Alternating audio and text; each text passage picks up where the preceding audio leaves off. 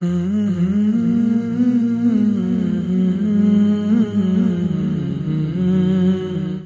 يسرنا القرآن للذكر فهل من مدكر. وإذا أخذ الله ميثاق النبيين کله چې واغسته الله وعده د نبیانو نه پیغمبرانو نه الله وعده واغسته او دای ورته ویلي لما آتیتکم هغه چې زه در کوم تاسو ته کوم کتاب او هغه چې درکړی مې دی تاسو ته کوم کتاب او حکمت او علم ثم جاءکم بیا راغی تاسو ته رسول مصدق لما معکم رسول داسې رسول چې هغه تصدیق کوونکی او دا کتاب چې ستاسو سره دی دا مصدقونه دا صفت کاشفه مختصه په محمد رسول الله صلی الله علیه وسلم پورې دی دا د صفت دی نو بیا راغی تاسو ته رسول چې د تصدیق کوو دا کتاب چې ستاسو سره دی لتؤمنن به تاسو به ایمان راوړئ په ده باندې ولتنصرن تاسو به کومک کوئ د ده سره نو قالو ویل دی اقررنا عرب موږ د دې اقرار کوو او نو قال الله ته ویل فاشهدوا زئ ګواه شئ وانا معکم من الشاهدین او زه هم سره ستاسو نه د ګواهۍ کوونکو نه یم تاسو ما سره دغه وعده کړې او تاسو دا اقرار کړی دی د دې آیات نه صفا او واضح معلومیږي چې خضر علیه السلام دا وفات شوی مړ دی ولی خضر علیه السلام د الله پیغمبر و او د ټولو انبیاو نه د محمد رسول الله صلی الله علیه وسلم په هکله وعده اخیستې شوې وه چې که چېرته محمد رسول الله صلی الله علیه وسلم راشي او تاسو ژوندي وئ نو ایمان به پرې راوړئ او نصرت به کوئ او هیڅ سیرت کې او هیڅ تاریخ کې یو مورخ دا خبره نه ده لیکلې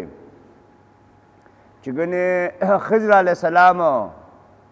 په پلانکي وخت کې نبی علیه السلام ته حاضر شوی دی مکې کې کفارو مشرکینو ډېر تنګ او دا راغی ورته ویلي وی چې زه ستا په هکله زما نه وعده اخیستې شوې ده او ستا نصرت کومک ته تیار یم په طایف کې د ډېر لوی مصیبت سره مخ شو لیکن دا ثابته نه ده چې خضر راغلی دی او هغه ورته اطمینان او تسلي ورکړی دی چې خفه کېږم او زه د سره ولاړ یم یا حنین کې یا دغه د احد واقعه را روانه ده او ډیره دردونکې واقعه ده چې رسول الله صلی الله علیه وسلم په احد کې د ډیر شدت سره مخ شوی دی او د ډیر تکلیف سره مخ شوی دی حتی کې چې آخر کې د ده سره 2 کسان پاتې شولو او هغه یو تنه زخمی شو راولېدو نو دا د دومره شدتونو سره نبی علیه السلام مخ شوی او باوجود د دې نه یو تاریخ چېرته دې لیکلي چې ګنې دغه موقع کې خضر علیه السلام څه شو حاضر شو نو همدا د دې حجت دی چې خضر علیه السلام مخکې نه مړ و او که فرضاً و تقدیراً هغه ژوندی هم و نو رسول الله صلی الله علیه وسلم په یو حدیث کې وایي پاتې به نشي په مخ د ځمکه باندې هغه څوک چې هغه اوس په مخ د ځمکه باندې ژوند دی پس د 100 کالو نه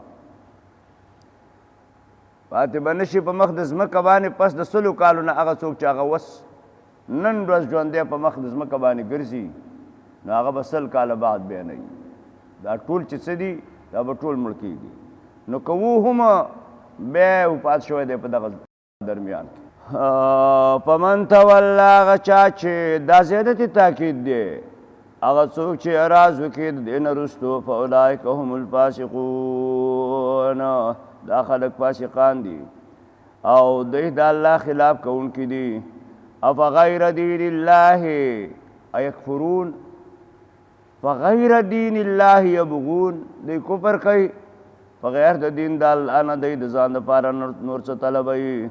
او وله دی الله تا اسلم منقاد هغه څوک چې بر په اسمانو کې دی او کته په ځمکه کې دی طوعا په خوښۍ سره وکرها او په زوره و الیه یرجعون الله ته به دوی واپس کړی شي قل ویوا آمنا بالله موږ ایمان راوړی دی په الله وما انزل علینا په کتابان چې نازل شوی دی موږ باندې او وما انزل علی ابراهیم او کمی صحیفې چې ورکړی شوي ابراهیم علیه السلام ته اسماعیل علیه السلام ته اسحاق او اسحاق علیه السلام ته و یعقوب علیه السلام ته والاسباط او اولاد د هغوی ته او وما اوتی موسی او هغه کتاب چې هغه ورکړی شوی و موسی علیه السلام ته و عیسی علیه السلام ته والنبیون او نور پیغمبرانو ته والنبیون نور نبیانو ته من ربهم د الله د خوانا لا نفرقو بین احد منهم من جدائی نراولو لا نفرقو من جدائی نراولو بین احد منهم پمند یو کس کې د دینا څنګه جدائی نراولو جدائی معنا دا ده چې مونږ ولګېږو په بعضو باندې ایمان راوړو په بعضو باندې څه وکړو کفر وکړو نو زمونږ په ټولو انبیاو د الله باندې ایمان دی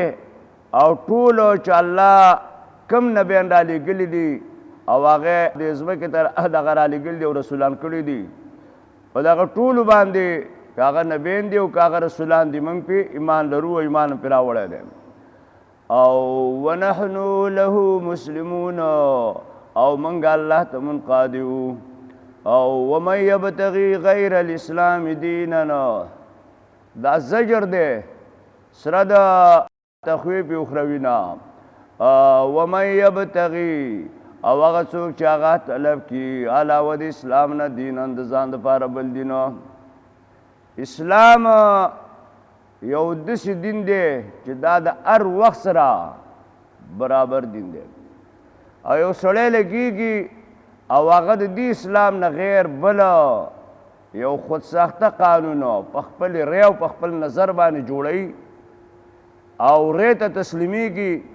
او خپل نظر ته تسلیمیږي او هغه د اسلام برضد او د هغې خلاف وي نو وایي ومن یبتغي او هغه څوک چې هغه طلبوي علاوه د اسلام نه د ځان دپاره بل دین فلا یقبل منه هېڅکله به قبول نشي د ده نه وهو فی الاخرة من الخاسرین دی به په آخرت کې د تاوانیانو نه او کیف یهدي الله او څرنګې به هدایت وکړي الله پاک قوما یو قوم ته کفرو چې هغو کفر کړی دی بعد ایمانهم وروسته د ایمان راوړلو نه او وشهدو دی ګواهي کړې ده چې ان الرسول چې رسول حق دا حق دی وجاءهم البینات رال دی ته واضح دلایل والله لا يهدي القوم الظالمین الله لار نه ښیي قوم ظالمانو ته دوی ته الله لار نه ښیي وایي چې کیف یهدي الله قوما څرنګې به هدایت وکړي الله یو قوم ته کفروا بعد ایمانهم چې دوی د ایمان نه وروسته کفر وکړو یعنی ایمان په تورات باندې راوړلو او بیا وروسته کفر وکړو او وشهدو دا یې ګواهي وکړله چې ان الرسول حق دا نبی علیه السلام دا حق دی وجاءهم البینات رال دی ته واضح دلایل بعضې مفسرینو دلته کې لیکي د آیت شاته وایي دا خلک چې وو دا بنو قریظه او بنو نذیر او هغه څوک چې هغه د دوی د دین تابع وو نو مخکې دوی په نبی علیه السلام ایمان راوړی چې رسول الله صلی الله علیه وسلم لا مبعوث نه و او هغه لا راښکاره شوی نه و نو مخکې په ایمان راوړ وکانو یستفتحون مخکې به طلب د فتح کو په کافرانو باندې واسطې د چا سره د رسول الله صلی الله علیه وسلم سره او ویلې به چې الله د آخر زمانې پیغمبر پیدا کا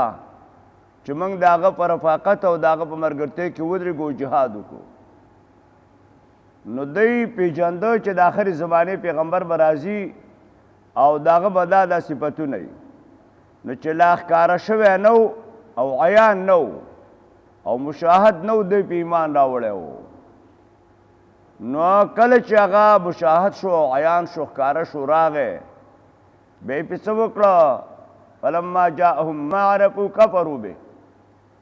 کوم څه چې دوی وپېژندل هغه ورته راله پیغمبر یې پېژانده هغه راغی ښه یې وپېژانده چې دا همغه پیغمبر دی چې موږ به د ده په وجه باندې طلب د فتح کولو نو هغه چې راغی نو کفرو به په هغه باندې به یې کفر وکړو نو مخکې د دې نه چې هغه راشي او هغه مکلف په رسالت او په پیغام شي د الله باندې چې ته اوس مکلف خلکو ته دعوت ورکا خلکو ته خپله پیغمبري هغه ښکاره کا واضحه کو ته خلکو ته د الله توحید وښیوه نو چې لا مخکې راغلی نه دی اقرار کو چې او دا د الله رسول دی او طلب د فتح بیا په کافرانو باندې کو چې الله هغه راولېږه چې موږ د هغه په رفاقت او ملګرتۍ کې ودرېږو چې ته موږ له فتح راکړې خو کله چې راغې نو وایي کیف یهدی الله څرنګې به هدایت وکړي الله پاک هغه قوم ته کفرو چې کفر یې وکړه بعد ایمانهم وروسته د ایمان نه په دې پیغمبر باندې د ایمان و ځکه دوی به فتح غوښتلې د ده په واسطه باندې او هغه چې راغې نو په هغه باندې کفر وکړ او وشهدو دا اقرار یې کولو چې ان الرسول حق نبی علیه السلام حق دی چې لا نه و راغلی خو وجاءهم البین دا ګواهي کړې وه چې پیغمبر حق دی بیناتو ته راله او د هغې نه وروسته چې پیغمبر ښکاره شو نو هغوی ولګېدل په هغه باندې کفر وکړو نو کیف یهدي الله قوما کفرو چې دوی کفر وکړو پس د دې نه چې دغه رسول راغی بینات یې ورته راوړو او بعد ایمانهم چې لا نه و راغلی د دوی ایمان و خو کله چې راغی نو بیا په هغې باندې کفر وکړو نو دا صحیح ده چې الله هدایت کوي خو هغه چا ته هدایت کوي چې هغه په غلطه لارې روان وي دا اول نه په غلطې روان وي او دا یې فکر وي چې دا زه په حقه روان یم خو کله چې ورته یو څوک پیدا شي او هغه ورته لار وښیي چې دا تا چې کومه لار نیولې ده دا خطا لار ده نو هغه ته الله هدایت کوي خو داسې یو سړی چې مخکې هغه لګېږي د حق اقرار کوي په حق باندې ایمان راوړی چې هغه حق لا عیان شوی نه او هغه مشاهده نه او کله چې عیان شي او مشاهده شي او په هغې باندې کفر وکړي نو دا د زړه د ده په زړه بیا مهر لګېدلی دی دا ضدي دی دا عنادي دی دا قابل د دې نه دی چې ده ته څه وکړي الله هدایت وکړي نو ځکه الله وایي کیف یهدي الله څرنګې به الله هدایت وکړي هغه قوم ته کفروا بعد ایمانهم وشهدوا لیکن اقرار یې کوو چې محمد رسول الله څه دی حق دی خو دا اقرار یې مخکې کوو وجاهم البینات رال دیتا واضح دلائل والله لا يهدي القوم الظالمين الله لار نخی قوم ظالمانو تا اولئک جزاؤهم دغه خلق جزاؤهم بدل دیدا د چان علیهم په دی باندې لعنت د الله دی او د ملائکو دی والناس اجمعین او د ټولو خلقو دی خالدین فیها دی به همیشه په دغه لعنت کې لا یخفف عنهم العذاب سپک به نه کړی شي دوی ته عذاب ولا هم ینظرون نه به دوی ته مهلت ورکړی شي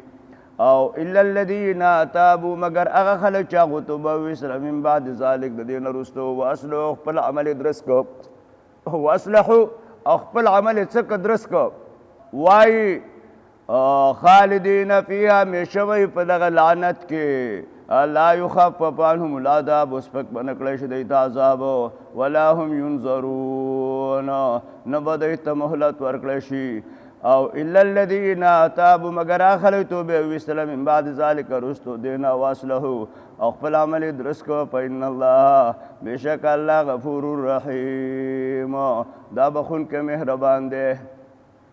واصلحوا خپل عمل یې د آینده دپاره څه کو برابر کو هغه درست کو دا درست معنا څه ده چې خپل عمل په آینده کې درست کړي هغه خپل وتبتل الیه تبتیلا د مخلوق نه خپل تعلق څخه ختم کی او صرف خپل تعلقات د چا سره جوړ کی د خالق سره جوړ کی نو وای او وصله خپل عمل درس کی وان الله غفور رحیم بشک الله بخشش کوونکی مهربان دی او ان الذين كفروا اخل چاغو کفر وکړو بعد ایمان رستد ایمان راوړلو نه ایمان راوړ اولی ناره والی چې بس محمد رسول الله صلی الله علیه وسلم الله را لیږو وخت نږدې دی ایمان راوړ او ثم ازدادوا کفرا او کله چا غراغه به اضافه شو په کفر کې ولن تقبل توبتهم اسکله به قبول نشي توبه د دی توبه نه قبلېږي واولئک هم الضالون دا خلک گمراهان دي مقصد دا دی الله به دوی ته توفیق د توبې ورنکړي اسکله به قبول نشي توبه دی څه معنا یعنی الله به ته توفیق د توبې ورنکړي او چې توفیق ورکړي بیا خو قبلېږي خو الله دوی ته توفیق د څه نه ورکوي توبې نه ورکوي حتی که چې په دوی باندې به مرګ راشي ان الذین کفروا خلک چا کافران دي وماتوا هم مړه شو وهم کفارون او دوی کافرون فلا یقبل هېڅکله به قبول نشي د یو کس د دوی نه ملء الارض په مقدار د ډکوالي د ځمکې ذهبا د سرو ولو ابتدا به اگر کدا فدیه ورکړي په هغې باندې اولئک دا خلک لهم عذاب علیم د دوی دپاره عذاب درناک دی وما لهم من ناصرین نشته دی نه به د دوی دپاره څوک امداد کوونکي لن تنالوا البر حتى تنفقوا مما تحبون وما تنفقوا من شيء فإن الله به عليم دا ترغیب دے اتباع اسلام تا راشي او تاسو تابعداري اسلام وکي څنګه اے اهل کتابو تا دعوت ورکي او ترغیب ورکي په طرف د اسلام باندې راشي خبر ریاست پرې دی اتاش چې کومه باچې شروع کړې ده او دغه ریاست د وجه نه د اسلام خلاف کوي دغه پرېږدئ د دنیا محبت پرېږدئ دا دنیا راواخلئ او دا د الله په لارې کې قرباني کوي راشئ د خاتم النبیین تابع شئ او خاتم النبیین ومنئ او د هغې اتباع قبوله کوي اهل کتابو د هغه خلاف مه کوئ وای الله لن تنالوا البر حتى تنفقوا هېڅکله به حاصله نه کوي نیکي تر دې پورې چې تاسو خرچ وکوئ مما تحبون د هغه مال نه چې ستاسو څه مینه ده که مال څه چې ته مینه لرې هغه دې خرچ کو ته به یې نه کې او که نه هغه مال ورکوي چې هغه یو دغه مال تی خپل نه استعماله دغه شوی دی اضافه شوی دی بیکاره مال دی خبیث مال دی او د استعمال نه دی هغه د الله په لارې کې ورکوي هغه مه ورکوه هغه مال ورکه چې ته ورسره محبت کې نو هر شی چې بیا ورکوي که هغه لږي که ډېري خو هغه مینور مال چې هغه ستا ورسره ډېره مینه او ډېر محبت یې او تا ته ډېر ګران هغه ورکړي نو هغه د الله په دربار کې څه دی مقبول دی او هغه غوره دی او هغه ښه دی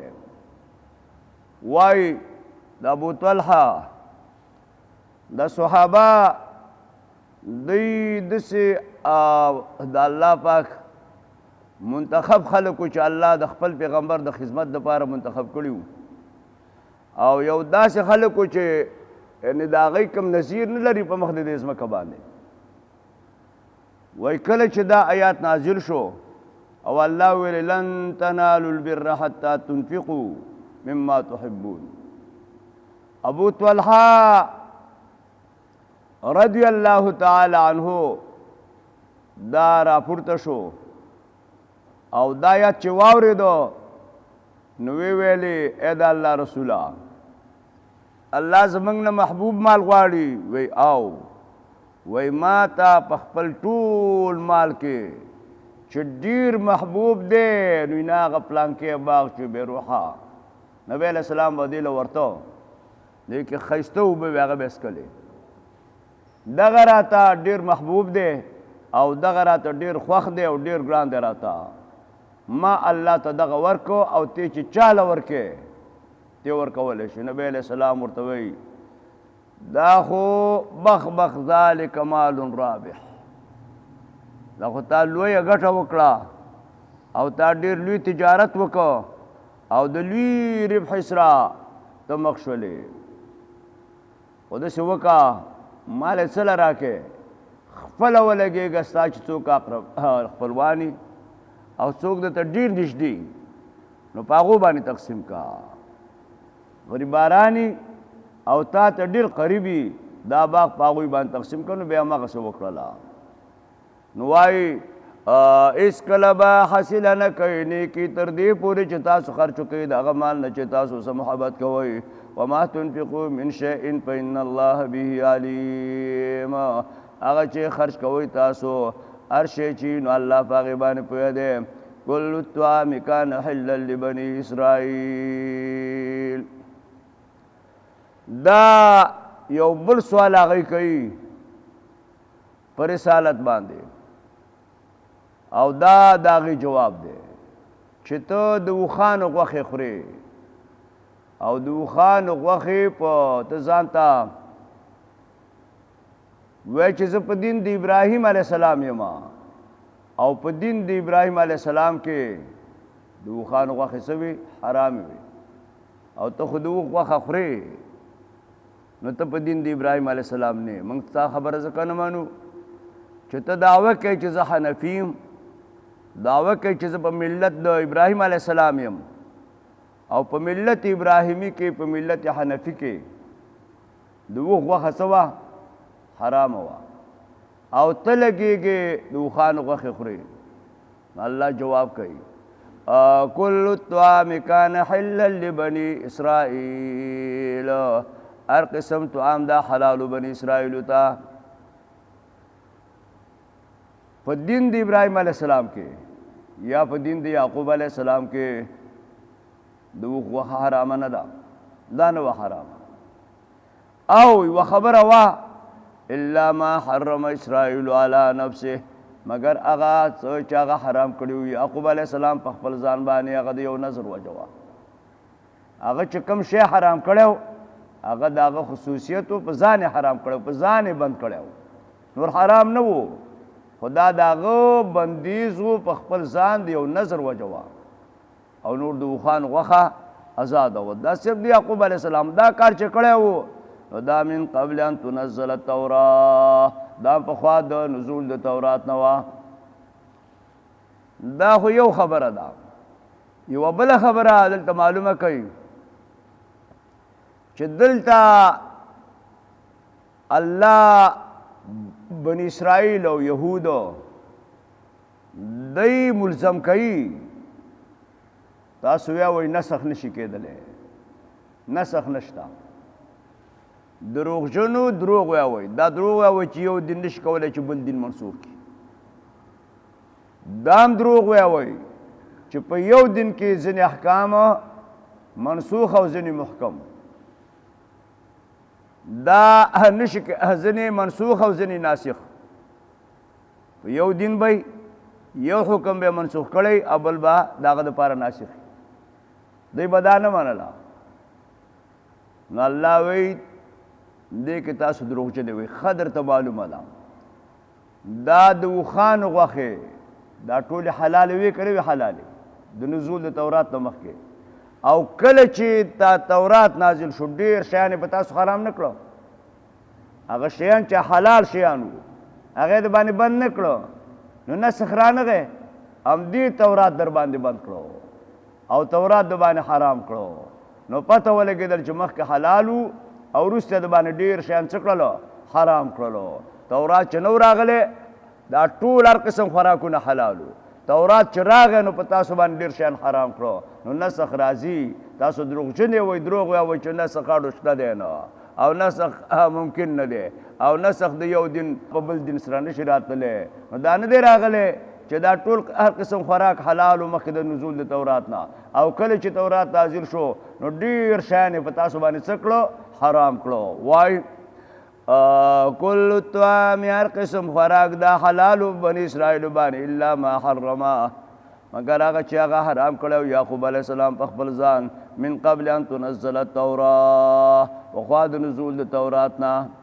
دا تورات نه مخ خبره وه او تورات چې کله نازل شو نو بیا ډېر شیان دي چې هغه ستاسو دپاره حلالو تورات در باندې څه کړو بند کړو چې دا به نه کوئ دا به نه استعمالوئ دا به نه خورئ نو قلت ورته ووایه فاتو بالتورات ځئ راوړئ تورات ولولئ دا تورات ان کنتم صادقین که تاسو رښتینی استئ د دې نه دا معلومه شوله چې ټول تورات محرف دی خو ټول تورات محرف نه دی ځکه چې الله ترې نه مطالبه کوي فاتو بالتورات تورات پیش کړئ دا پکې شته دی فتلوها ویلو ان کنتم صادقین چې مخکې تورات نه د هر قسم خوراک حلال او کله چې نزول د تورات شوی دی نو بعض شیان یې په تاسو باندې حرام کړي دي ډېر شیان یې د باندې حرام کړي دي نو پته ولګېده چې نسخ راتلی شي او فمن افترا هغه چا چې وتړل په الله باندې الکذب دروغ من بعد ذلک دې نه وروستو فاولئک هم الظالمون دا خلک ظالمان دي قل صدق الله ورته ووایه رښتیا وایي الله فاتبعوا ځئ روان شئ په دین د ابراهیم علیه السلام پسې چې پاک و وما کان من المشرکین او نو دا د مشرکینو نه ان اول بیت وضع للناس الذي ببکة مبارکا وهدى للعالمین دا دویم سوال دی داغو دویم سوال هغوی کوي چې ستا پیغمبري موږ ځکه نه منو ته مونځ کې کعبې ته او منګه مونځ کوو دغه ته بیت المقدس ته او قبلتنا قبل قبلتک زمونږ دا قبله ستا په قبلې مقدم ده دا د انبیاو قبله ده د ټولو دا په هغې باندې مخکې ده نو د هغې په خاطر باندې ته په حق نه ته رښتینی پیغمبر نه که ته صادق پیغمبر وې ستا خبره به موږ منلې وې تا به زمونږ د قبلې اتباع کړې وې دا چې ته هغه قبلې پسې روان یې چې هغه ډېره وروستنۍ قبله ده په هغې پسې روان یې نو ته پیغمبر نه نو ستا رسالت موږ نه منو زمونږ قبله مخکې ده دا مقدم ده نو الله وایي ان اول بیت بېشک اولنی کور وضع للناس چې هغه جوړ شوی دی او ایښودلی شوی دی د خلکو دپاره په مقدس مکه نو للذي هغه کور دی ببکه چې هغه په مکې کې دی مبارکن چې هغه د برکت نه ډک دی وهدى للعالمین دا هدایت دی دپاره د مخلوقو ان اول بیت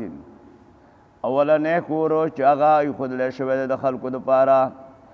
للذي هغه کور دی ببکه چې هغه په مکه کې دی هغه کور دی ببکه چې هغه په مکه کې دی مبارکن چې هغه د برکت نه ډک دی وهدى هدایت دی للعالمین دپاره د مخلوقو مبارکن په ده کې خیرونه دي او په ده کې برکتونه دي په ده کې نمو ده په ده کې خیر دی او په ده کې برکتونه دي په ده کې هدایت دی د مخلوق دپاره او فيه آیات بینات په دې کې آیتونه دي واضح مقام ابراهیم په دې کې مقام د ابراهیم دی ومن دخله کان آمنا او هغه څوک چې ننوته دې حرم ته او دغه کور ته دا دی په امن باندې دا داسې کور دی الله له ډېر صفت کوي وایي دا خبره ستاسو دروغ ده چې اولنی کور چې هغه په مقدس مکه پیدا شوی دی کوم یو دی بیت المقدس دی نه اولنی کور چې په مقدس مکه باندې جوړ شوی دی هغه کعبه ده نو دا ستاسو دعوه چې قبلتنا قبل قبلتکم زمون قبله ستاسو په قبلې باندې مقدم ده مقدم نه ده او بل مبارکن دا د برکتونو نه ډک کور دی او هدایت دی او فيه آیات بینات په دې کې آیتونه دي واضح مقام ابراهیم او په دې کې مقام د ابراهیم دی او ومن دخله کان آمنا هغه څوک چې دې ته ورغی نو دا دی په امن باندې دا مسله تاسو ته مخکې ما کړې وه چې کعبه ډېر لوی شرف لري لوی شرف یې دا دی چې ان طهر بیتیا للطائفین بیتیا الله د هغې نسبت چاته کوي ځان ته کوي دا زما کور دی د دې نه غټ شرافت بل نشته دی ان طهر بیتیا للطائفین والعاکفین نو یو بل مبارکن الله نسبت وکړه چاته ځان ته بیا وی دا د خیر او د برکت نه ډک ځای دی مبارکن او بیا وی هو هدى للعالمین دا هدایت دی د مخلوق دپاره او دریم فیه آیت بینات په دې کې آیتونه دي بینات واضح آیاتونه مقام ابراهیم مقام د ابراهیم غوندې ځای پکې دی چې کومه ګټه باندې ابراهیم ولاړو او دا کعبه جوړول هغه پکې دی هغه پکې شته او ومن دخله کان آمنا بهر د حرم نه او د حرم د ځمکې نه چې څوک بهر هغه خلک یې اوینس کی او هغه څوک چې حرم ته داخل شي هغه ته څوک څه نشي ویلی دا یې بل شرافت و نو دا ډېر د شرافت د ډک ځای دی او د کرامت د ډک ځای دی اولنې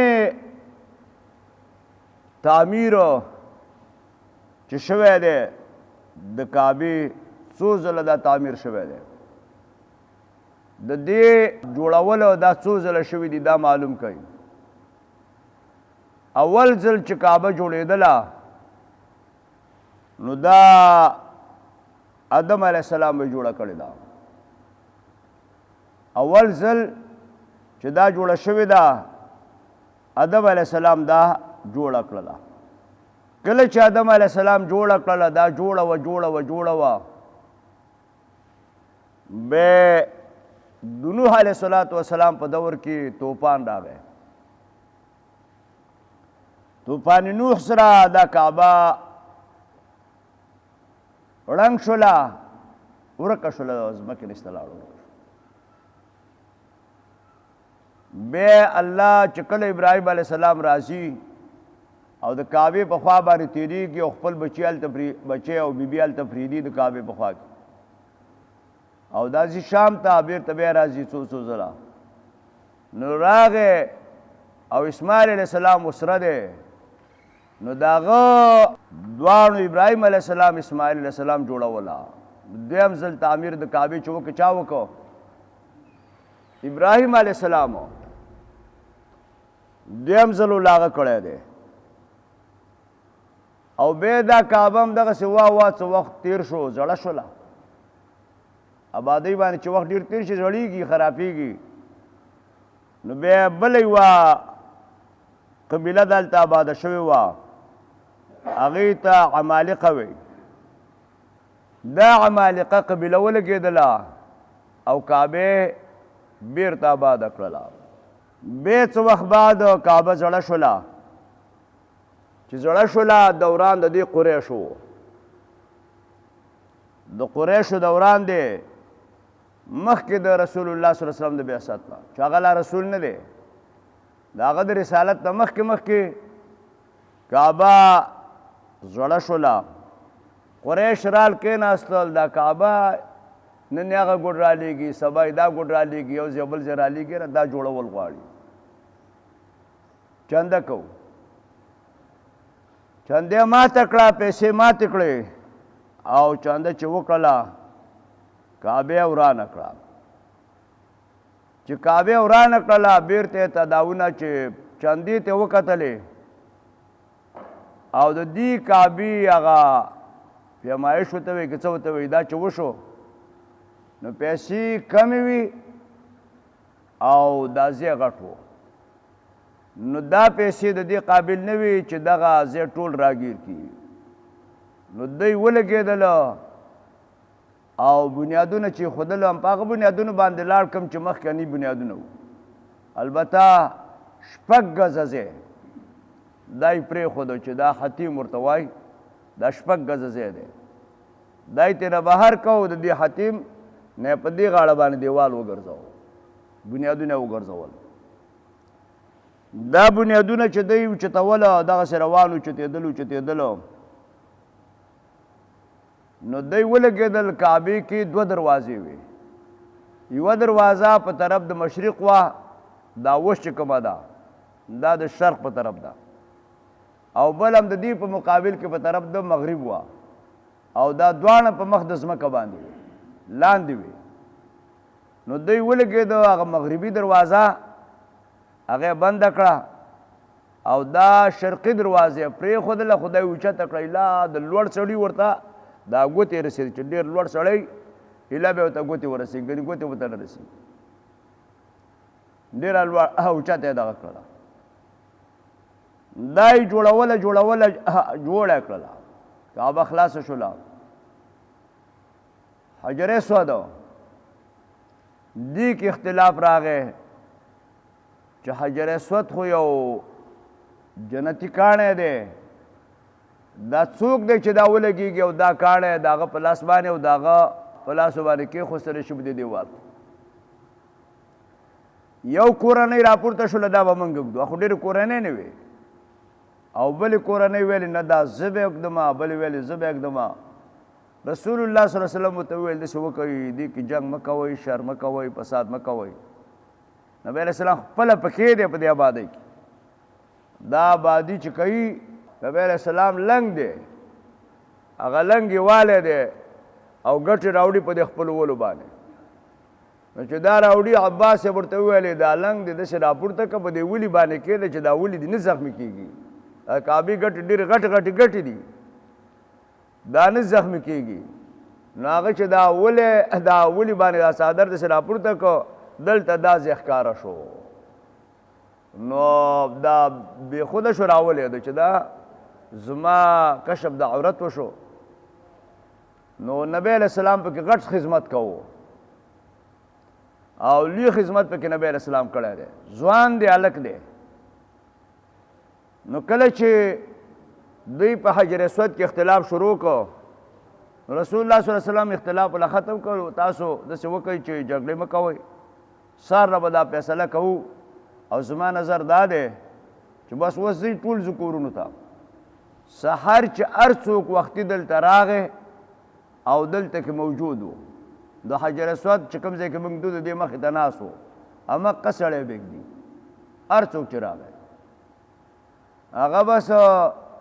دوی لا خپلو کورونو ته وایي دا خبره صحیح ده، کورونو کې قلارې وده شولو، په هر چا باندې خوب راغی. او یو رسول الله صلی الله علیه وسلم هغه ورته بیدار ناست و، هغه همدغسې راغی سهار چې راغی هېڅوک نشته په حرم کې، صرف دا دی. راغی د حجر اسود چې کوم ځای ږدي هغې مخې ته کېناست. قریش چې راروان شي یو پس د بل نه راروان دی، راځي ټول چې راځي وایي رضینا بالامین، موږ په امین راضي وو. دا چې راغلی دی دا حق هم د ده دی، دا امین دی په موږ کې، دا صادق دی په موږ کې، همدا بېږدي. نو ټولو دا فیصله وکړه چې حجر اسود دی محمد رسول الله صلی الله علیه وسلم کې دي. خو د محمد رسول الله صلی الله علیه وسلم فیصلې ته وګورئ چې الله دته څنګه ذکاوت او څومره پویه او څومره د قوم، هغه د هر قوم او د هر سړي او د هر غړي سره یو لحاظ شته دی. وایي څادر راوړئ، غټ څادر یې راوړ. څادر چې راوړو نو دا حجر اسود یې راواغسته او په دغه څادر کې کېښود، ځمکه باندې کېښودو. چې کېښود څادر یې خور کړی دی. نو ویل د هرې کورنۍ یو سړی راشئ، نو د هرې کورنۍ نه یو سړی دغه کړه، وایي دا څادر راپورته کوي. نو هر یو سړي دا څادر راپورته کړه، او نبی علیه السلام دغه ځای کې ولاړ دی حجر اسود خواته. نو د څادر نه ده واغسته، هلته یې کېښودو. نو ټول یې پکې شریک کړي، یو هم ترې پاتې نه شو، هرې کورنۍ پکې برخه واغستله.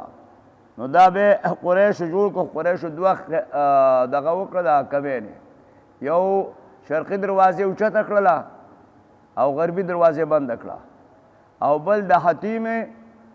شپږ ګزه بهر پرېښوده او هغه هم د دې وجه نه چې د دوی څه چانده ختمه شوې وه دا څو ځله جوړه شوله 5 ځله شپږم ځله رسول الله صلی الله علیه وسلم چې کله فتح مکه وکړه او دا کعبې دا آبادي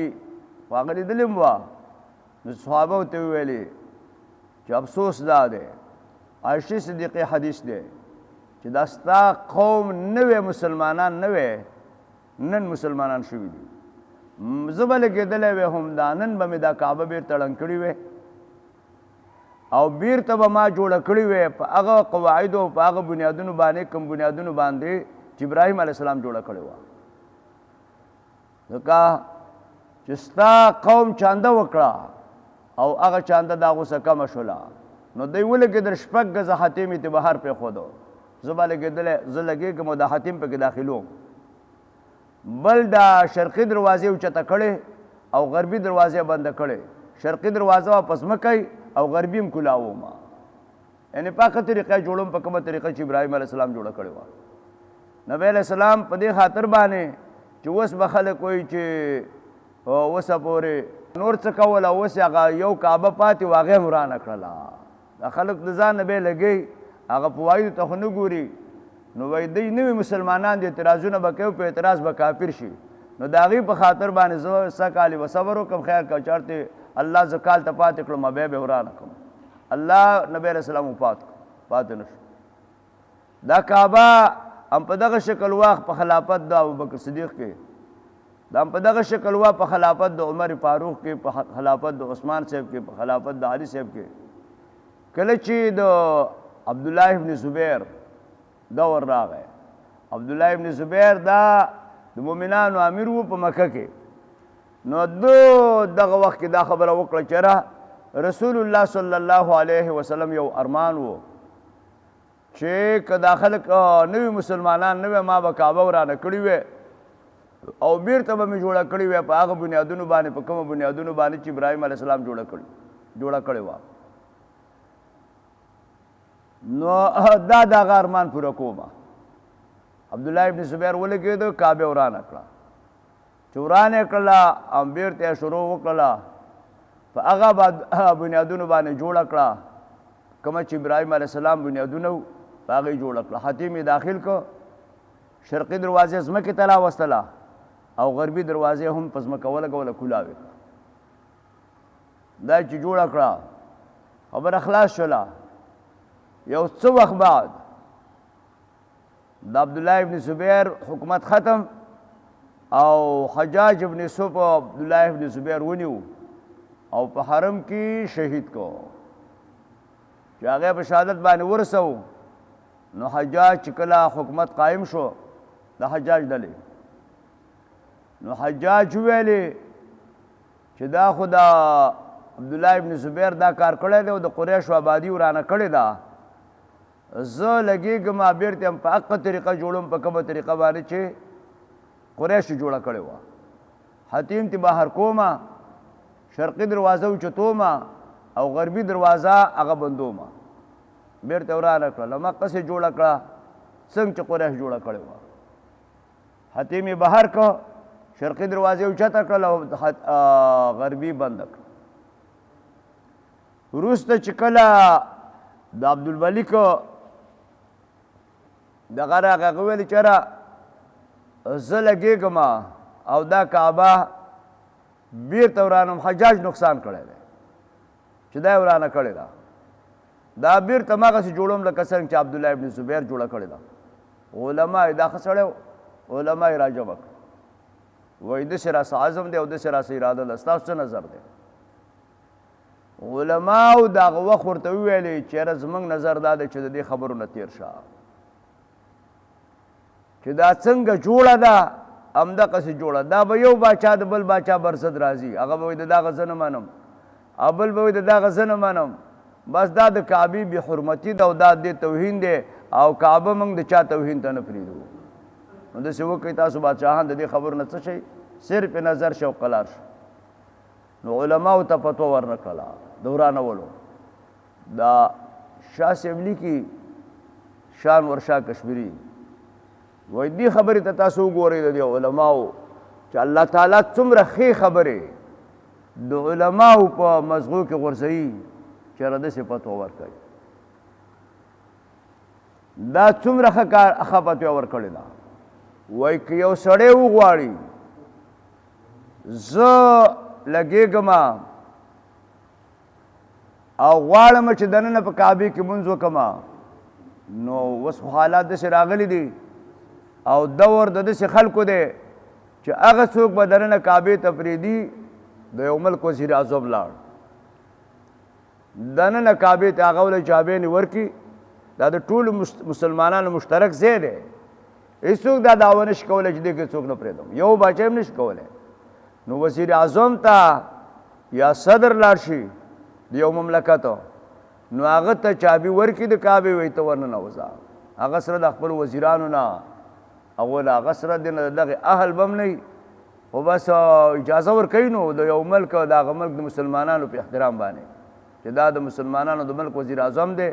او دا د مسلمانانو د ملک صدر دی د هغو د وجې نه چابي ورکوي او دننه ورنوځي نور موږ او تاسو د دې نه بې برخې یو هېڅوک هم دننه نه پرېږدي نو چې نه هم پرېږدي نو اوس زموږ خو دا مینه ده چې دننه د کعبې ته ننوتلی او دا کعبه به څنګه وي او دننه هم کې یو 2 رکعته لمونځ وکړلی دا خو د هر چا مینه ده محبت یې دی نو حتیم یې ورته کلاو کړی دی دا داخل ده په کعبې کې دا داسې دی حتیم ته سړی نه وته داسې دی لکه دننه چې کعبې ته نه ځکه دا د هغې جز دی او دا د هغې حصه ده نو الله وایي په دې غریبو مسلمانانو باندې ډېر رحم کړی دی د خپلې کعبې د حرمت نه بې برخې کړي نه دي که ته غواړې چې دننه لمونځ وکړم چا نه پرېښودلې ورشئ نه هغه حتیم کې وکړه دا د هغې جز دی او دا د هغې حصه ده نو وایي ان اول بیت بېشک اولنی کور چې هغې خولی شوی دی د خلکو دپاره په مقدس مکه باندې للذي د هغه کور دی ببکه چې هغه په مکه کې دی او مبارکن د برکت نه ډک دی وهدن او هدایت دی للعالمین د مخلوق دپاره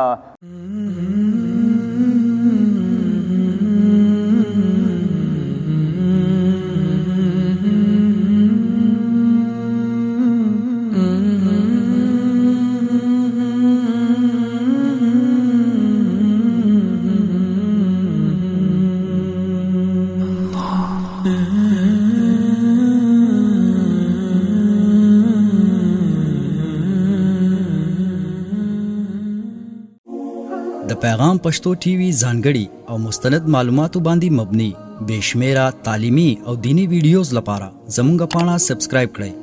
او زموږ د نوي ویډیوز نه د اپډیټ لپاره په بیل آیکن کلیک کړئ